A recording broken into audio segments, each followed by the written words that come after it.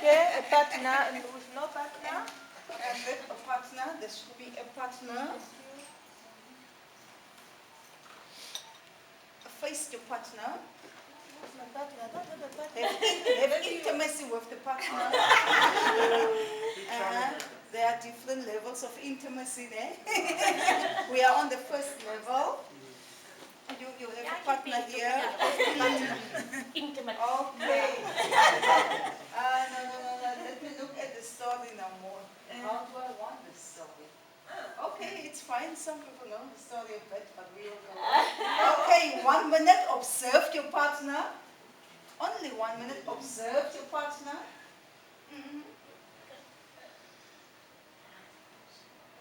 Maybe I should make it half a minute. Yeah. Half a minute.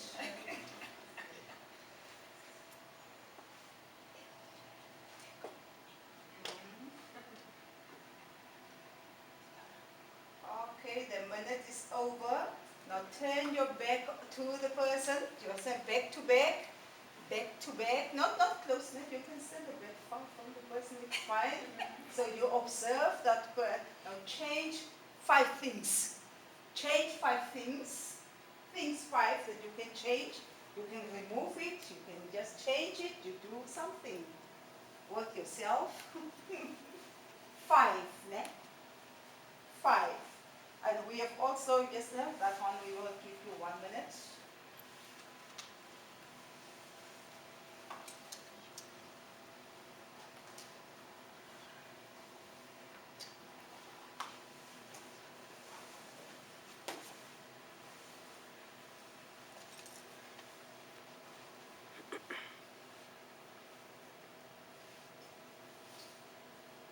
Seconds.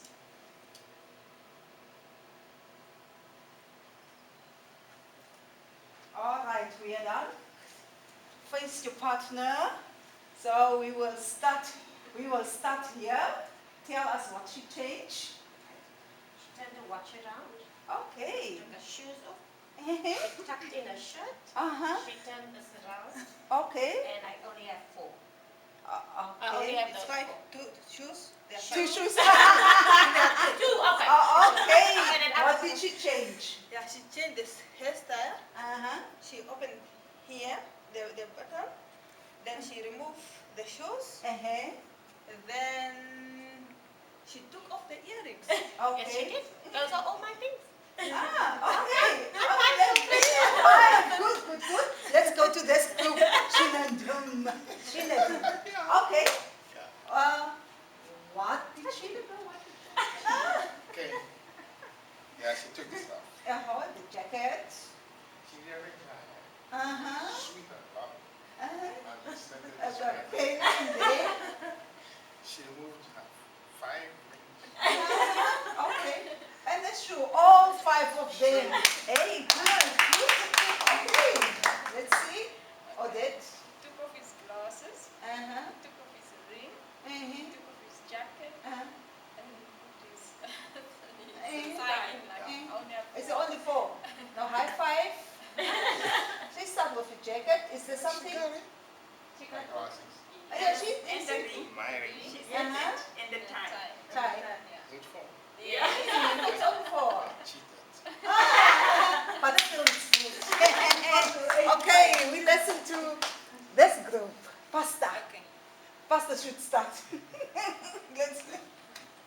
Okay, I will start. I do want to start. Pastor didn't change much. No. No, it is. Net pastor. Yeah, but he was standing in the beginning like this. So I think he's the type of person changing movements like me, not physical things. And yeah, so he's standing now like that. He was standing like that in the Okay, it's beginning. 1. And then he just he loosened his jacket. Okay. Yeah, his blazer. Yeah. Is that all, Pastor? Yes. Okay, all right. She changed The head, the head, who? and I can see her face changing. Smiling a lot Smiling now. a lot. Okay. And, Oh, this And group then too, it's too. standing here. I understand I was your- standing like that. Okay. We are coming here. Let's give them a hand. Okay. She took off the glass. You're wearing glasses, Ali. Oh, okay. And after that, that's all. That's all. No, I pulled up my collar and I moved my hair. It was back nice in front. Okay, that's all I changed. Okay. He took off his glasses and Yes. his jacket. Mhm. That's all. That's all. Is that all? Yeah. Okay. All right. Because the purpose is, Martha-Lane, that we, in leadership, we are working with people. We should be observant of change in our environment and in our people. Maybe this morning I came all smiling, but by lunch I'm not smiling anymore. So the leaders should wonder what's happening with Aletta. That was the purpose of it. Thank you so much. For that. Can I go? Applied knowledge. Well done. Thank you so much. That I enjoyed that. I'm going to try and remember it. Let me tell you a little bit about my beginnings in my professional career as a way of introduction to you, and then possibly get into the meat of it. I did say to Madeleine that I'm going to have to leave here at 11:45 because I've got a little 4-year-old boy who's officially finishing his first day of school today. And school closes at 11. And I promised him that I will be there with chocolates. I've got the chocolate in the bag. This is the same bag that he bought me with puppies on it. And I said to him I will walk around with this bag very proudly. And so I am going to, I'm limited on time. Let me tell you a little bit about who I am so that you can understand my heart and where my message comes from today. Okay? I grew up on the Cape Flats. If you know a little bit about South African history, you'll know where the Cape Flats is and the socio-political aspects of that, but that's where I grew up. And I'm very proudly from the Cape Flats. It's not something that I hide away from or run away from. And I'm still very much involved with that. So when I turned 2.5, at that stage I had a sister, Colleen, and I had a brother, Dion, and I had just turned 2.5, and my parents, under the oppressive political situation, actually were incredibly successful. My dad was a foreman for a construction company called Marion Roberts, and he, so for a man of color to have achieved that was a big thing. But when we talk about in pursuit of excellence in professionalism, he was an excellent professional. And I think that is what stood him in good stead.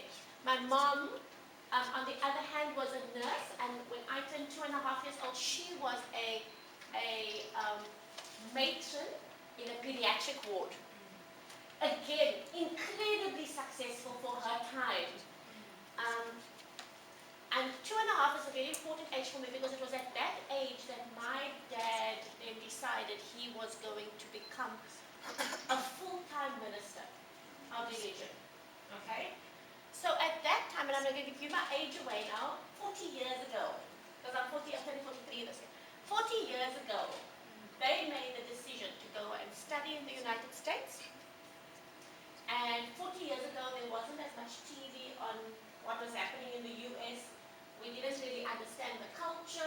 I remember we left in June, and in Cape Town, in the month of June, it's cold and rainy, and they've had photographs of us in the newspaper because we were the first family of color going to America to live there. It was a big deal. And we had these kosher polo neck dresses on, and it was so nice and warm here. And when we got to America, it was something like 38 degrees. Because it was summer there. So, just those little things. And my dad studied there for 4 years. I came back with this heavy Texan accent. And that was the start of an incredible journey, because that is the time when everything about our lives focus on other people. Because you cannot be a minister of religion and not understand that the whole purpose of it is about other people. So we had people in and out of our house, it was crazy. I had responsibilities that at a young age that, other kids didn't have. My mom was entertained people, had people from church and from overseas in our home all the time. And she got arthritis so, but it was an absolutely blessed time for me. I used to get very angry at the time, but now I understand God's wisdom in putting me in that situation. Both my parents sing. My dad was the first sort of coloured soloist for the St. George's Boys Cathedral, and my mom used to sing for the Ian group. She used to sing opera for the Ian group, so that was fantastic. So I come from a musical family. I finished my degree in education, and then had an opportunity to go and get a bursary in the United States to sing. And I sang for a few months, and then my mom got very ill, and I came back to South Africa. And it was crazy how my career at SAA, South African Airways, started. I literally sent my CV to them. I didn't even know where I was sending my CV to. They just called me to say, come for an interview. I went in for an interview, and 10 years later, I was very, very young. But at the time, it was 6 years later, I was about 24, 25. I was in charge of all the training, soft skills training for implant services. And at 25 years old, that was an amazing achievement, but I felt so incompetent. I knew that I was being pushed up because employment equity had just come into South Africa's legislation. I was being pushed up this career ladder because I was a black female. I was just being pushed up. And I got to the top of the ladder and I started getting very dizzy because I realized the person I became was not the person I wanted to be. I was so arrogant and so full of myself because at 25 years old I had all this influence and this power and this earning a salary that I didn't really need to earn, and it's crazy. And I actually realized I was moving further and further away from my values. And you come to that crossroad and you have to make a decision, and I stopped the bus. I said, let's just stop the bus, I need to get off. And I got off the bus and I knew there was one thing I had to do, and that was I needed to increase my skills level. Because I was being pushed into a level at work and I wasn't competent for it. So I stopped the bus and I finished off my MBA. I was really young, finished off my MBA, but felt extremely confident.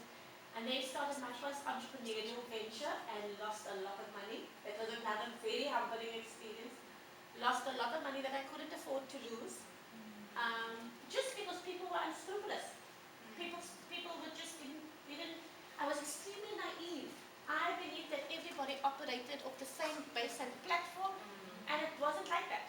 And so I lost a huge amount of money, and then God blessed me with another opportunity in which I made an incredible amount of money.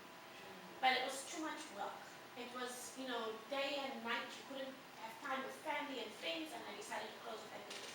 I then came to South Africa, came back to Cape Town, because I lived in Joburg at the time.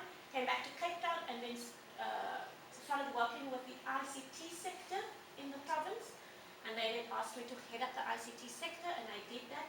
In the meantime, the man of my dreams, who I had been with at that time for 12 years, he and I decided to get married. We got married. We struggled to have our baby.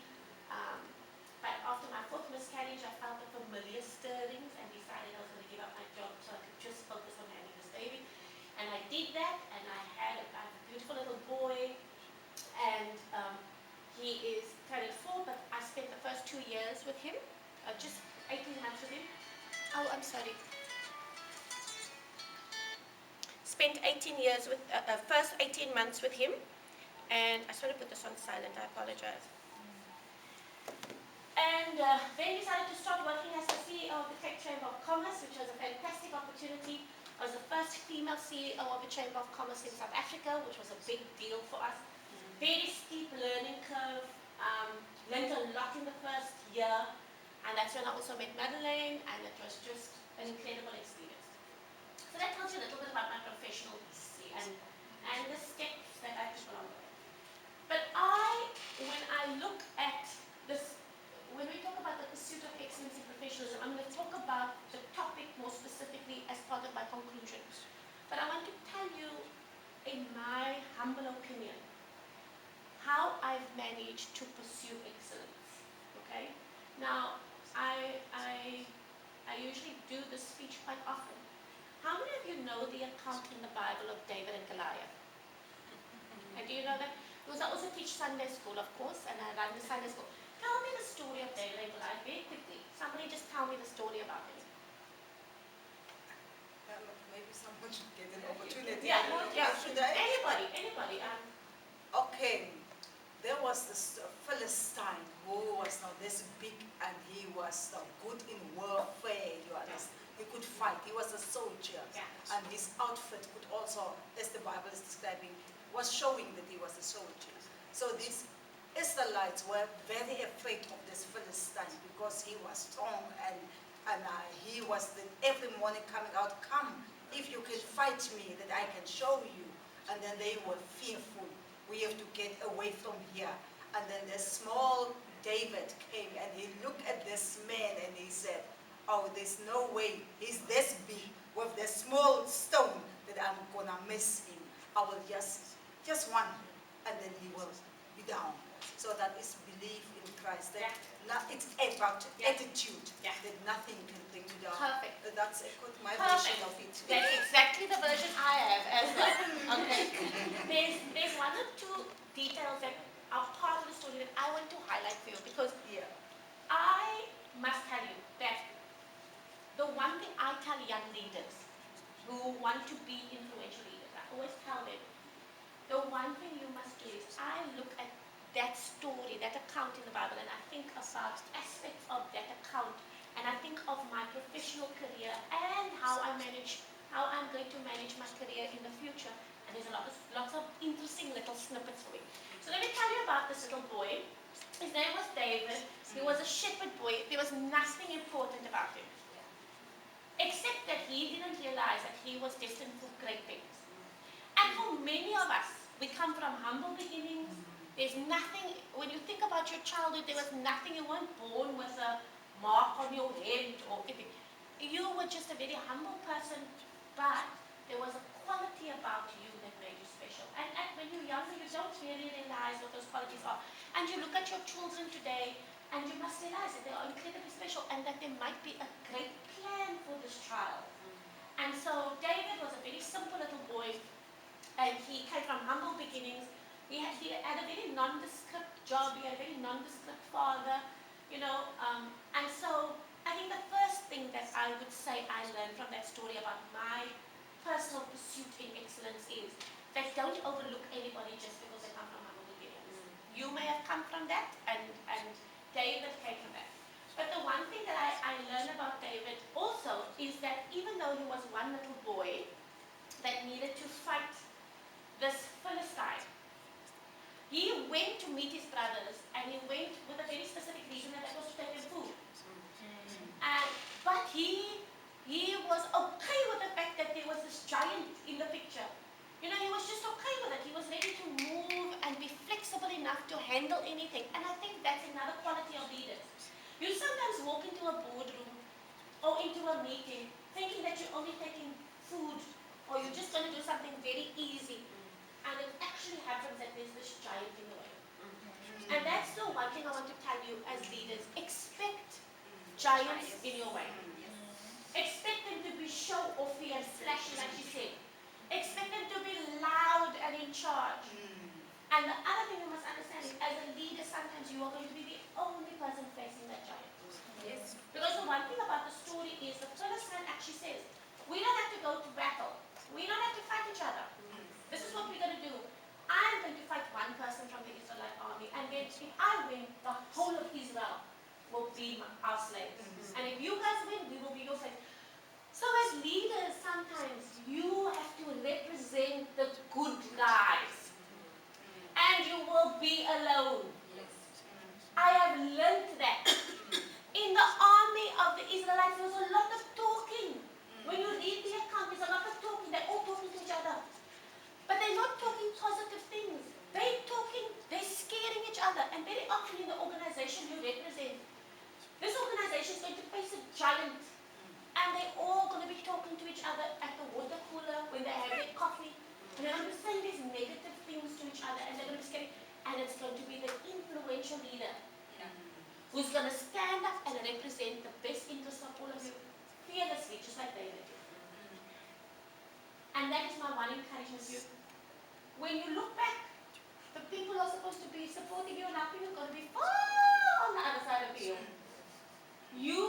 go and face that giant on your own. But there's certain things about David's discussion that he has with the king that I think is very, very important. When they then bring this little boy to Saul, the king, and they say, Saul, this little boy has now come to us to tell us he's going to fight Goliath. Saul looks at this child and he says, no, man, I don't think so. And that's another very important lesson for me. How many times have I walked into a meeting with my manager or the person I report to and say, you know what, I think this is a good plan. And they turn around and say, no, I'm sorry.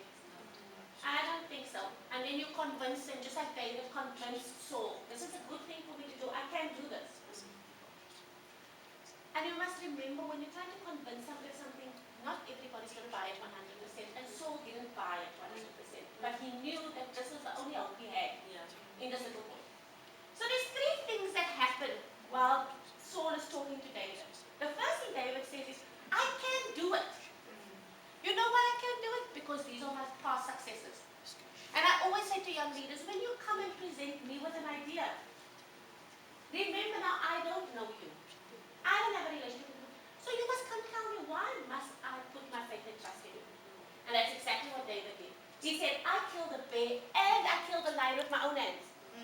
So he knew exactly what his successes were, but he also knew why he was successful. And he says in that account, because of the help of God. And that is exactly what I say to influential leaders. When you go and present something to your boss and you're going to try and convince them that this is the right thing, you need to know that the first thing you have to present is a reason why we must believe you and trust. And that's exactly what he did. The second thing that he did was, Saul looks at this child and he says, okay, I don't know if any of you have noticed this part in the story, but if you kill this Philistine, I'm going to let you marry my daughter. Now, I have no idea what Saul's daughter looked like. But David immediately said, no, I don't want to marry your daughter. No, maybe she wasn't so good looking. But the important part of the story is he knew that he was doing this for a very specific reason and it didn't involve personal gain. And that is a big problem we as African leaders have. Yes. We have a reputation of only doing things with about personal gain. And if we take anything out of the book of this boy David, can you imagine what it would have been to be the son-in-law of the king? You could have had the king's, how many of those other guys would have fallen for that? But he said, no, I'm not doing this for personal gain. I'm doing it because it's the right thing to do. And that is a much better motivator to go and fight the giant. If you're going to go fight the giant like Goliath, you must know why you are there. And it can't be for personal gain. You've got to know why you're there. The second thing that I found very interesting about it is immediately Saul wants to put his armor on David. I don't know if you know that part of the story. He puts his armor on David, and David looks at the thing and he says, no, I can't wear this, I can't move, it's too heavy, it's weighing you down, I can't. And it's so typical of our leaders. Sometimes we try to take on things that don't fit us. And you have to say no. At the moment, I am busy negotiating my new position, and I've been offered a lot of jobs. And I've actually looked at the job and say, no, sorry, man, this job is going to weigh me down. You can pay me whatever you want to pay me. This thing is going to weigh me down. This is not who I am. The values of that organization are not the values that fit me. What you are expecting from me, I cannot do for you. And that's exactly what David did. David said, I'm sorry, this doesn't fit me. This doesn't work for me. And leaders who are influential, who are pursuing excellence, actually sometimes need to say, I'm sorry, this is not what, I don't need this. I don't need this in my life. And it's a very, very important point in the story that I absolutely love. The third thing that David does before he goes to meet the giant is, he goes down to the river and he gets 5 stones. And as much as he only needed 1, he decides to get 5. And that's another point I'd like to make. Very much with leaders, we depend on that one thing that we have. Our degree. I'm cleverer than you because I got more pieces of paper than you. So we depend on that one thing to fight the giants. I'm just so clever. Very often a lot of females and males think, I'm just so good looking. I'm so pretty. How can they not give me this job? How can they not agree to pass this proposal? Or, you know what, I've got extensive networks, eh? Yeah. I'm just so connected. Huh? I'm so connected. And we depend on that one thing to get us through, but not David. David prepared his little pouch with 5 stones. And that's my encouragement to us as influential leaders. You need to have more in your arsenal than just one thing. Because if you are depending on just one thing, you may not get it right. And so David wasn't arrogant enough to say, you know, I just need 1 stone, I'll get it right the first time. He prepared himself for war. And then David goes to meet this giant. Okay? And I'm not going to get into the spiritual aspect of it, but he goes and he faces this giant. And what's interesting for me is that when he starts to put his stone in the sling, the Bible says he ran towards the giant. And that's what we as leaders must do. We must be so confident. We must run towards our giants. Because we must first of all expect them to be in the way, and we must take them on. David ran towards that giant. Take on your giants. Run towards them. Don't think they're going to go away. Don't procrastinate. Don't think that you can turn your back on it. If the giant is there, deal with the giant. Run towards the giant. Manage that situation. That's what influential leaders do. What I found interesting is when he releases the stone and it knocks the giant and the giant falls down, there's a very interesting thing that David does. My son loves this part of the story, I want to tell that. He takes Goliath's sword and he cuts off of the giant's head. With his own sword. With the giant His sword. own sword, yeah. And you know what? We sometimes need to look at this giant, this challenge that we have, and we have to look at what is it that you think you're going to use against me. And sometimes we have to take that sword and use it against the giant himself. But the important part for me is cut off its head. Cut that challenge off at the knees. Don't let it haunt you again. Very often as leaders, we go into the first board meeting and we think it's done and dusted. It's not done and dusted. Make sure that thing is dead. It's not going to come back to haunt you, and that's an important point for me. I'm almost done, because my final point is a very, very important point for me, and I think especially for us as women. While David was doing all of this and showing these incredible leadership skills, when he took on that giant, there is one thing that he did not anticipate, and it influenced the rest of David's life. And that is that his success in killing that giant, the success that everybody talks about, that success was going to breed jealousy among everybody else. And as influential leaders, we must know that. The rest of David's life for years was tainted by the fact that Saul became so jealous of that one success he had that he made his life miserable. And I have experienced that. I've experienced the tall trees get the most wind. When you are successful, anticipate that there will be people that will not celebrate your success. That are going to make it their life's mission to make you miserable in your job. That are going to make it their life's mission to just try and keep challenging you and keep cutting you off at the knees. They did not expect it. Okay? And that for me is really the most important leadership lessons I learned from that story. Because it's such an important thing to me. Now, I'm going to ask you to just talk back to me a little bit. What about what I shared with you now sits best with your heart? I mean, what did you now? Everybody was sort of going. What's that one aspect for you about the story and these qualities of leadership that you found most interesting? Because I know we've read the story. I do that all the time. You sometimes read it. When you read that again tonight, you are going to read a different, very different story. But what is it about, just one or two contributions, one or two comments, what is it about it that you really, really stuck with you?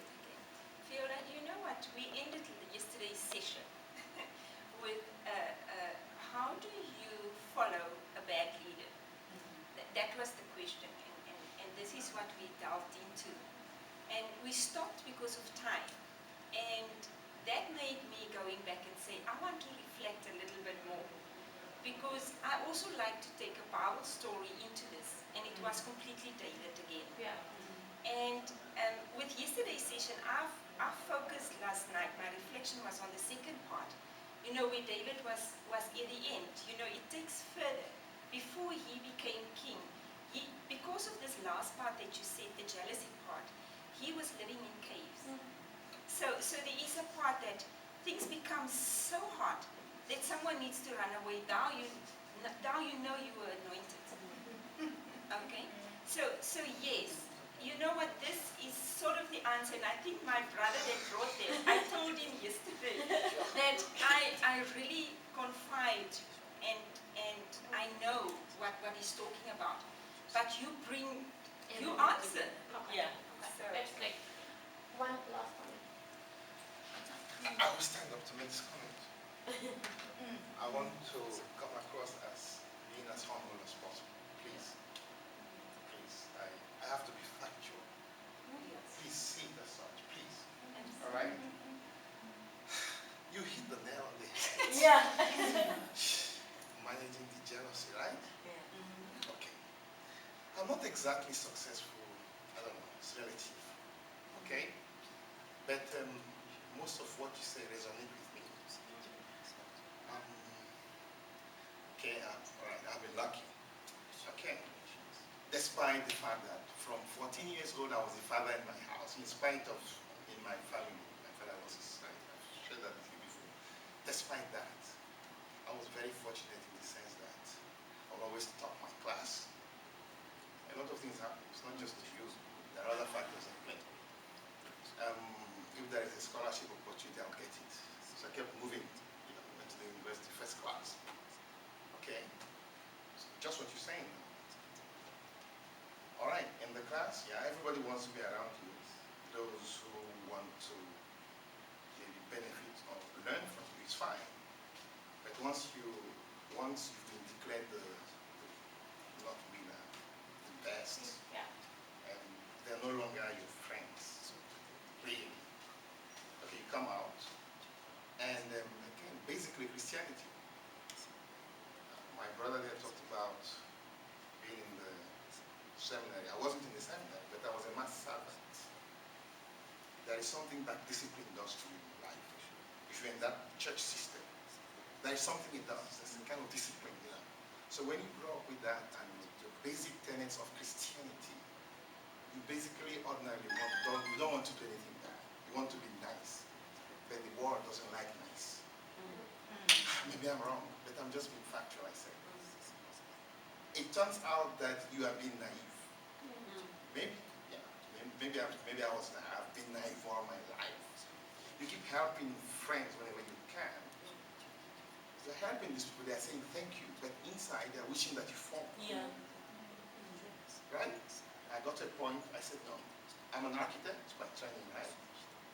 I wasn't very satisfied with what I see out there, the kind of, the quality of service. I said, no, you know what? I'm an architect. I'm supposed to be doing drawings, designing, and managing contractors. I'm not happy with what this guy said. I'm going to build myself. I moved out. I set up a design and build company. I employed a lot of people. Again, kept being nice. Walking a tightrope. I never made profit. Reason is one, I will never compromise quality. Believing that, yeah, for a while, 5 years, 6 years, I'll get there. The market will recognize me. But just about that breaking point, when the market is recognizing, not recognizing, government policies, well, something happened that broke me sad. Well, okay, I have my architecture first class. Yeah, it should be still marketable. I'm not too worried. Yeah, let's see. I came to South Africa. Again, fortunately, maybe I was lucky again. Quickly got into the system, got registered, accredited, all of that, got a job. Still dealing with the same issues.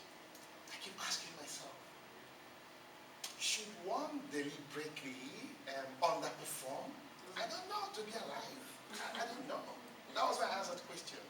should you deliberately just be with the back? Yeah.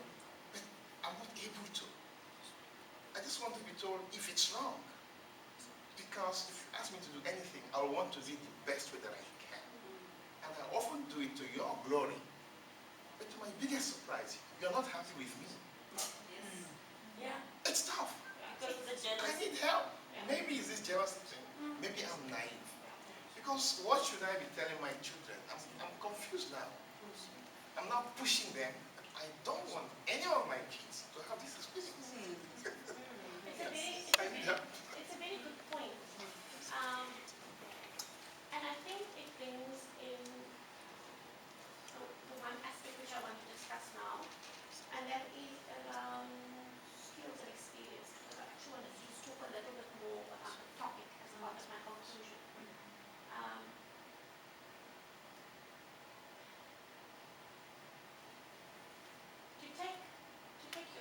There's a very good quote that I've heard that I think about all the time, and that is that incompetent people will not lead competent people for long. Something gives. Yeah. Something gives. Either that competent person leaves and walks out, or the incompetent person shoots themselves in the foot. Yeah. But you very seldom have a situation where incompetent people lead competent people for long.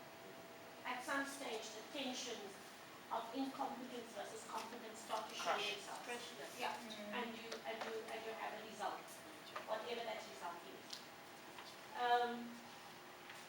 I very often listen to entrepreneurs who start up, and they will say to me, "Oh, you know, the one thing I'm not compromising is quality, and the one thing I'm not compromising is my ethics and my values." And the one thing that I always say, even with the story with David, is that there's going to be lots of influences trying to get you to move from that position. There's a lot of things that will try to get you to move from that position. But he looked at the aspect, and I think even those 5 stones, maybe one of these stones was to be value driven. Yeah. Quality, credibility, integrity, those qualities. But there were other things that he depended on. He focused on, for example, creating solid networks where networks need to be created. He started possibly looking at, just practical ways of doing his business. Partnerships, joint ventures, etc., etc. And we can probably take that conversation offline. But there's a lot of businesses where it's about quality. There's a company that I know called Contract that do human health and safety. And one of their issues is we will not compromise on quality. We will not compromise on quality. And for the first 10 years of that business's existence, it just didn't work. But what they then did was they started to regroup, and they actually went to a lot of their clients who they had, and they asked the clients to start speaking about the quality of income, so that they didn't have to go and convince people, you know what, we actually did a good quality. And that was a good step for them, because now they've got Vodacom, now they've got Group 5, now they've got these big numbers, because it was actually peer-to-peer reviews as opposed to you knocking on Vodacom's door saying, actually, I don't compromise on quality. It is a quality that business wants. But when a client of yours is saying, that guy may be expensive, but he is so good, that's when they phone you.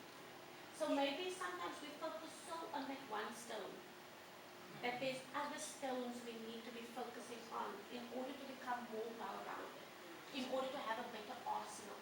And that's probably, we can talk about, because you've just told me 5 minutes, I can't necessarily do justice to that.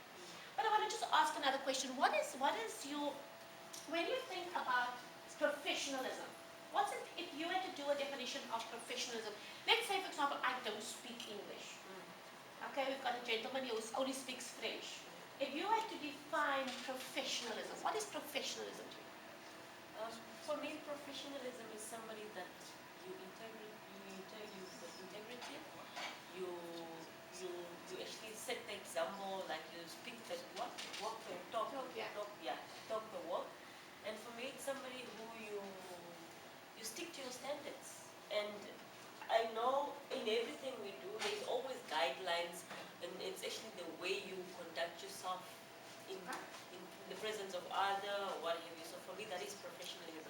and then you're fair and consistent with everybody. Okay, okay. Anybody else want to venture on professionalism? As professionalism would be application of skills, right skills, without sacrificing ethics. Yeah. That will make professionalism. Okay. Anybody else want to venture a definition of professionalism? Le professionnalisme, Professionalism, c'est une qualité, c'est un choix. it's a quality, it is a choice. C'est une personne qui, It's a person voulant who's exercer willing to sa profession, exercise his profession. doit connaître exactement One must l'origine know de cette the origin profession. of that profession. Donc connaître la matière de cette profession, Knowing, pour son propre professionnalisme. Knowing the raw material of that profession. Okay, exactly. I'm going to show you very quickly a definition, and it's a definition that's come off Wikipedia. Now, the reason I love Wikipedia is it takes out all the drama. It just gives you the factual stuff. So let's just look at what Wikipedia says about professionalism. It actually says that it is, to some degree, about formal education and training. Okay? It also talks about that there's a particular knowledge and skill. What's interesting for me is that very often when people talk about this knowledge and skill, we sort of think of hard skills, like my architectural degree. But this level of professionalism could involve the softer stuff, the interpersonal skills, the people skills, the people management skills. When you have those skills and you have equipped yourself with that, it's easier to be a professional. So these skills are not necessarily hard things. The third part of the definition is that there's a strict code of, you comply to a strict code of conduct. Now for many professionals, that code of conduct isn't related to the workplace. It's your personal code of conduct. This is what I will do and this is what I won't do. And I think that is a very important aspect that, some people say to me, Viola, I've got values for my personal life and I've got values by which I operate professionally. I do not buy that. Your values are your values. You don't get to pick situations in which you exercise values. You exercise values. That's it. And your values are your values. If your values are skewed or negative values, they will be your values.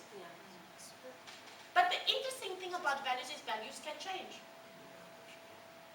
Your values can change. As you experience life, you can change your values. Maybe before your family was never important to you because you were young, you got lots of money, you think you're cool, and then life happens to you, and suddenly that value becomes important to you. Family becomes important. Okay? What's interesting for me is that professionalism also speaks about status.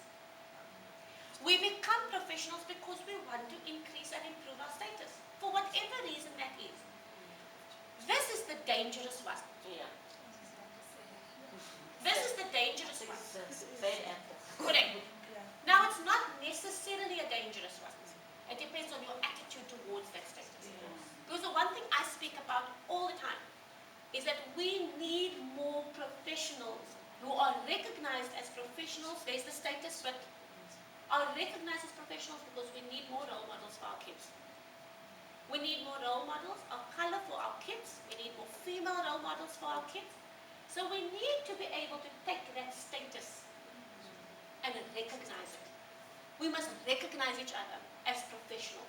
We must recognize each other as a, and this is a very important one. But when this goes to your head, that's when it becomes a danger. Yeah. Somebody said to me the other day, "Oh, you're not sad that you've left the Chamber of Commerce." I said, "You know the one thing about me, I don't make my designation who I am. Who I am is not the CEO of the Chamber of Commerce. I'm my own manager. Where I work is at the Chamber of Commerce. So you may have given me the status, but the status doesn't sit here. Okay, so professionalism talks about the methods in which you do something. You do things differently. You don't do things like the normal worker at the office would do things. You do things differently. It speaks about character. Professionalism is about character, and it also speaks about standards. It's how professional are you? Because now you have a certain standard by which you operate. And all of these things, of course, are linked together. I want to very quickly talk about the definition of excellence, because we're going to put all of this together in my conclusion. What is excellence?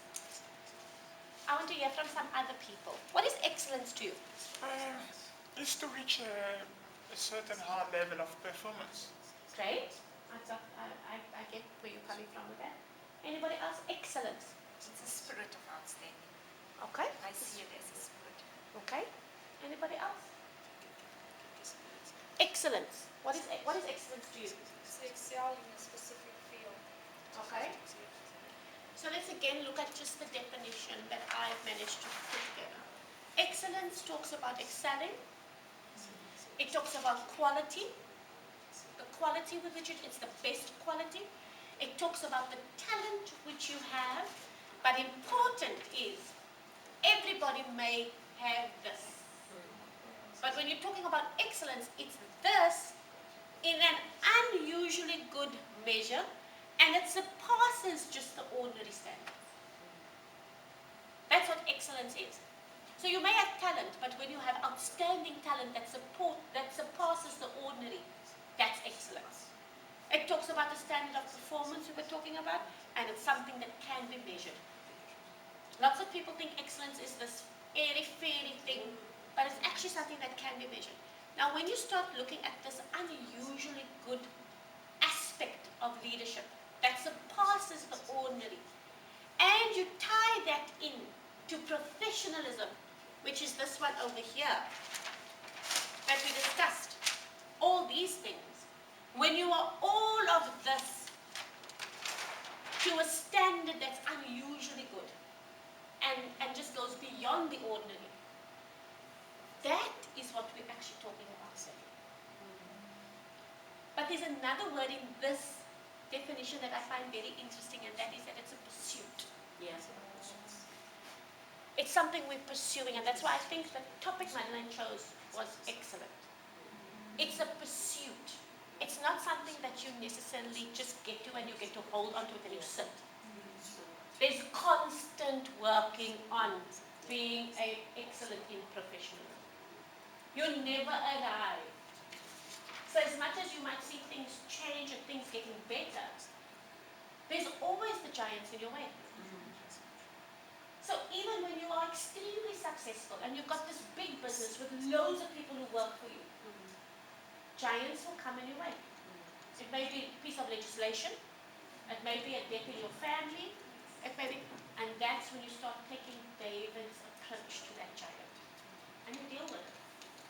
You cut off its head. Okay?